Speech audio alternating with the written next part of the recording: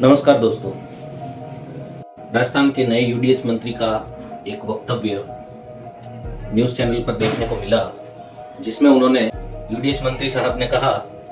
कि जो सफाई कर्मचारी सफाई का कार्य नहीं कर रहे हैं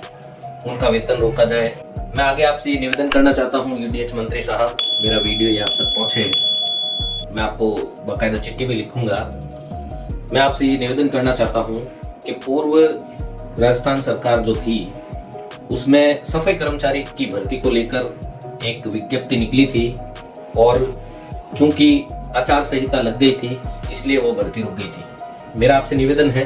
कि अब आचार संहिता भी हट चुकी है और राजस्थान की जनता ने आपको भारी मतों से जिताया है,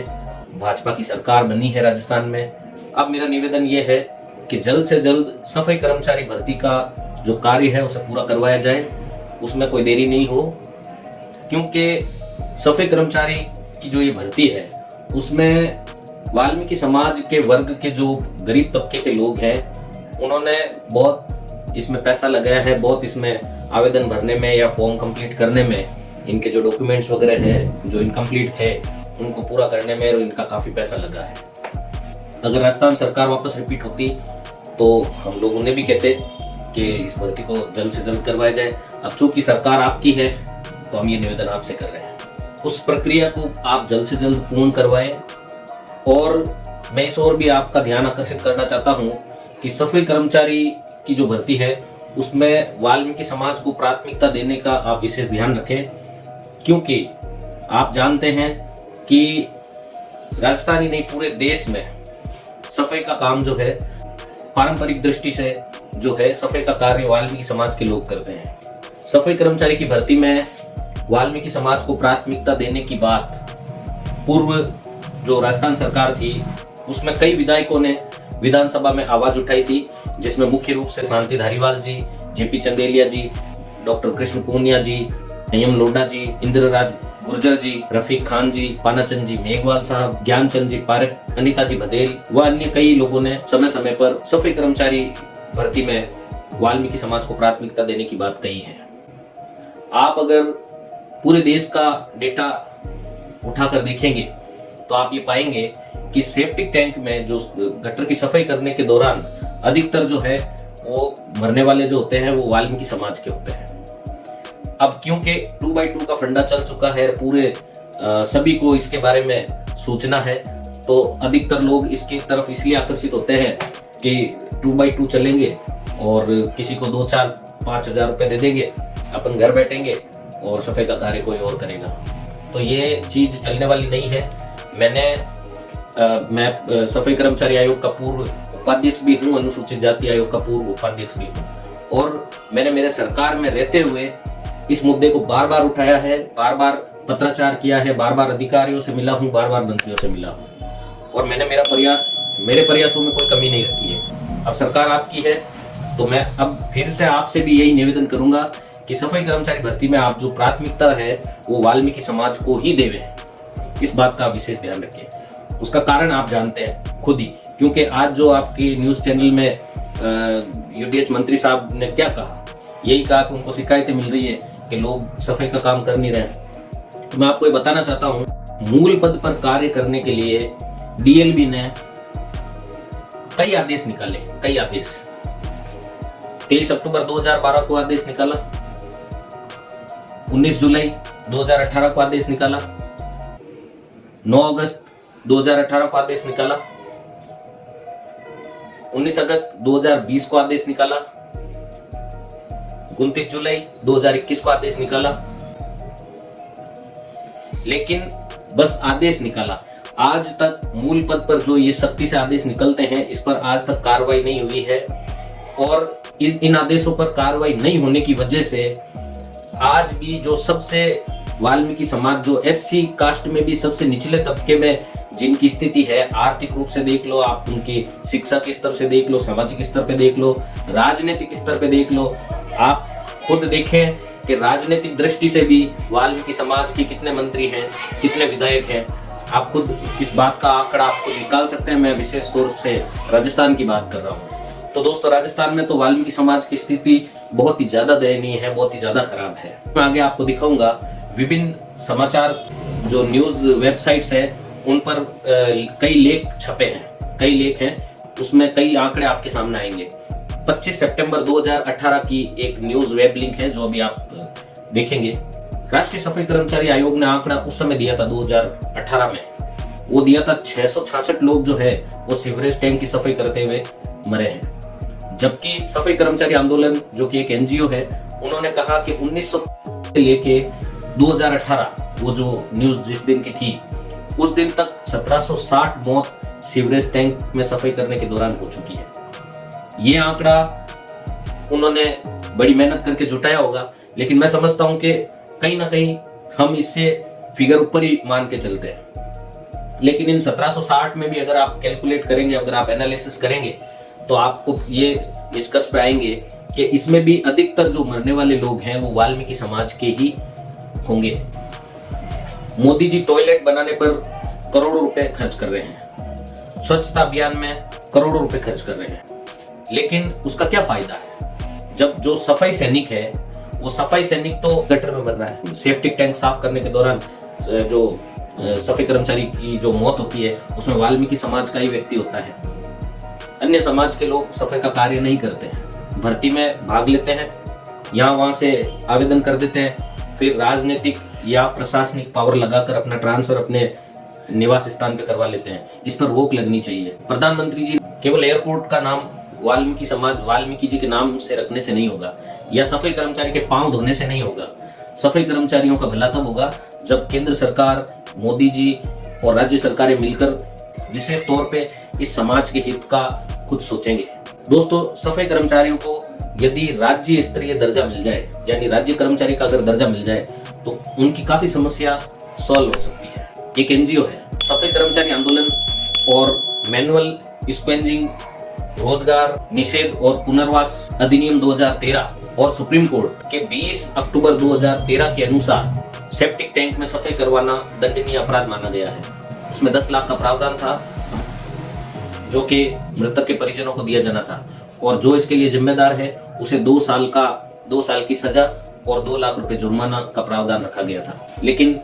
ये कितना इम्प्लीमेंट हुआ है, ये विचारणीय बिंदु है। मैंने समय समय पर प्रधानमंत्री जी और राज्य सरकारों को कई पत्र जारी किए हैं जो कि मेरे ऑनलाइन वेब पोर्टल पर उपलब्ध हैं, मेरे सोशल मीडिया अकाउंट्स पर उपलब्ध हैं। सुप्रीम कोर्ट ने 20 अक्टूबर 2023 को मैनुअल स्क्वेंजिंग के संबंध में एक विशेष टिप्पणी की, जिसमें जस्टिस SR भट्ट और अरविंद कुमार जी की पीठ ने बहुत नाराजगी जताते हुए ये कहा कि केवल 10 लाख रुपए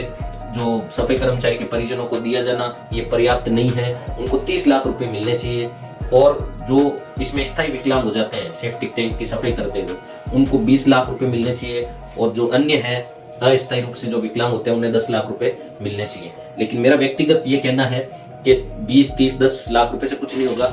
अगर मुआवजा देना ही है तो इन्हें कम से कम 50 लाख या 1 करोड़ रुपए का मुआवजा देना चाहिए। साथ ही ये कानून और ज्यादा सख्त करना चाहिए। सारा सेटलमेंट हो जाता है और कुछ भी नहीं होता, इसलिए लोगों के मन में इस इतने अच्छे कानून के होने के बावजूद भी कोई डर नहीं है।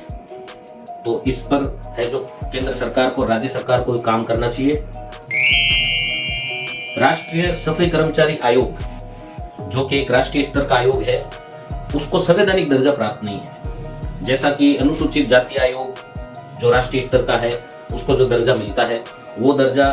है जो राष्ट्रीय सफाई कर्मचारी आयोग को प्राप्त नहीं है। तो मोदी जी को भी, केंद्र सरकार को भी ये सोचना चाहिए कि यदि वो वास्तव में वाल्मीकि समाज का भला चाहते हैं, यहाँ मैं वाल्मीकि समाज इसलिए कह रहा हूँ क्योंकि 90% से अधिक लोग जो है सफाई कर्मचारी के काम में लगे हुए जो हैं वो वाल्मीकि समाज से ही आते हैं। इसीलिए मैं ये कह रहा हूँ कि वाल्मीकि समाज का यदि वे भला चाहते हैं तो उनको राष्ट्रीय सफाई कर्मचारी आयोग को न्यायिक दर्जा, न्यायिक पावर देनी चाहिए, संवैधानिक दर्जा देना चाहिए, जैसा कि अनुसूचित जाति आयोग केंद्र में जो अनुसूचित जाति आयोग है उसको मिला हुआ है, उस प्रकार से राष्ट्रीय सफाई कर्मचारी आयोग को भी वो दर्जा देना चाहिए, ताकि वो पूरी सख्ती से राज्य सरकार के जो अधिकारी हैं या जो ये DLP विभाग हैं या स्थानीय निकाय विभाग है उनसे जवाब तलब कर सके और अपनी जुडिशियल पावर काम में लेकर सफाई कर्मचारियों के हित में कुछ कर सके। राजस्थान की अगर मैं बात करूं तो सफाई कर्मचारी भर्ती को लेकर यदि कुछ लोग इसमें बेवजह आंदोलन नहीं करते, जो गलत जिन्होंने आंदोलन किया मैं उनकी बात कर रहा हूं। तो वाल्मीकि समाज ने आंदोलन किया कि भाई इसमें जो है वाल्मीकि समाज को प्राथमिकता दी जानी चाहिए, जबकि अन्य समाज के कुछ लोगों ने, कुछ तथाकथित नेता हैं जो कि सफाई कर्मचारी होते हुए भी नेतागिरी कर रहे हैं, और उन्होंने ये आंदोलन किया कि भाई है जो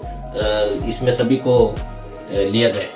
जब वाल्मीकि समाज का व्यक्ति सफाई कर्मचारी की भर्ती में वाल्मीकि समाज को प्राथमिकता देने का आंदोलन करता है, तो उसके पैरेलल में अदर कास्ट के कुछ नेता और तथाकथित संगठन खड़े हो जाते हैं और एक पैरेलल सिचुएशन क्रिएट कर देते हैं ताकि सरकार भी जो है वो असमंजस स्थिति में आ जाए। और जो वेतन रोकने की बात है, मैं ये कहता हूं कि जो गैर वाल्मीकि समाज का व्यक्ति इसमें अब तक जो जिसकी नियुक्ति हुई है, उन्हें जो जहां पर उन्होंने नियुक्ति ली उनको उसी जगह पर भेजा जाए, वहीं पर सफाई करवाई जाए और उनका ट्रांसफर नहीं किया जाए। ऐसा कोई प्रावधान हो, रूल्स में कोई चेंजेस कर सकती है अगर सरकार, तो वो सरकार को करना चाहिए, ताकि इस पर जो है जो गैर वाल्मीकि समाज जो सफाई नहीं करते हैं उनको रोका जा सके। और सफाई कर्मचारियों के हित में यदि वास्तव में राज्य सरकार और केंद्र सरकार कुछ करना चाहती है, तो सबसे पहले तो जो राष्ट्रीय स्तर पे राष्ट्रीय सफाई कर्मचारी आयोग है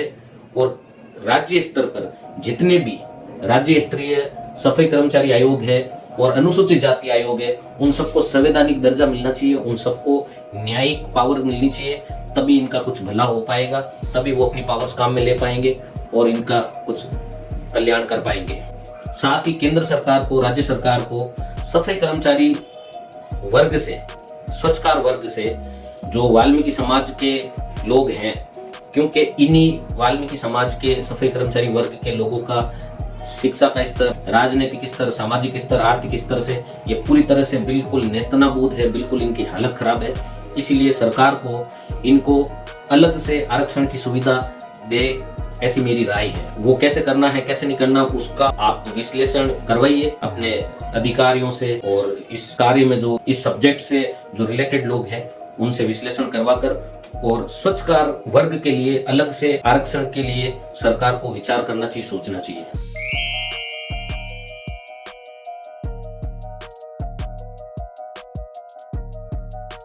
मेरा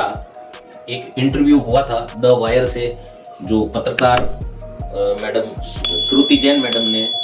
इंटरव्यू लिया था। मैम ने काफ़ी मेहनत करके, काफ़ी फैक्ट्स इकट्ठे करके और एक बहुत अच्छा इंटरव्यू लिया था, और द वायर में वो इंटरव्यू छपा था, आप आगे देखेंगे। वो 11 मार्च 2020 को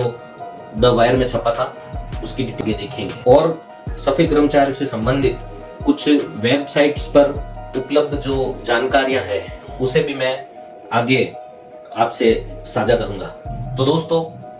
ये था आज का हमारा वीडियो जो कि सफाई कर्मचारियों से संबंधित था। और आपको ये वीडियो कैसा लगा नीचे कमेंट करके बताएं। इस वीडियो को ज़्यादा से ज़्यादा शेयर करें, लाइक करें, चैनल को सब्सक्राइब करें और अपने साथियों से करवाएं। जो सफाई कर्मचारी वर्ग के परिवारों से विशेष निवेदन है कि इस चैनल को जरूर सब्सक्राइब करें, क्योंकि सफाई कर्मचारियों से संबंधित नियम, कायदे, आदेशों के वीडियो और जानकारियां आपको इस चैनल पर आगे भी मिलती रहेगी, लेकिन वो आप तभी देख पाएंगे जब आप ये सब्सक्राइब बटन दबाएंगे और बेल आइकन दबाएंगे और उसमें ऑल या सभी का चयन करेंगे। तो इसलिए साथियों, ज़्यादा से ज़्यादा इस चैनल को और इस वीडियो को शेयर करवाएं। धन्यवाद। जय हिंद, जय वाल्मीकि, जय नवल साहिब, जय भीम।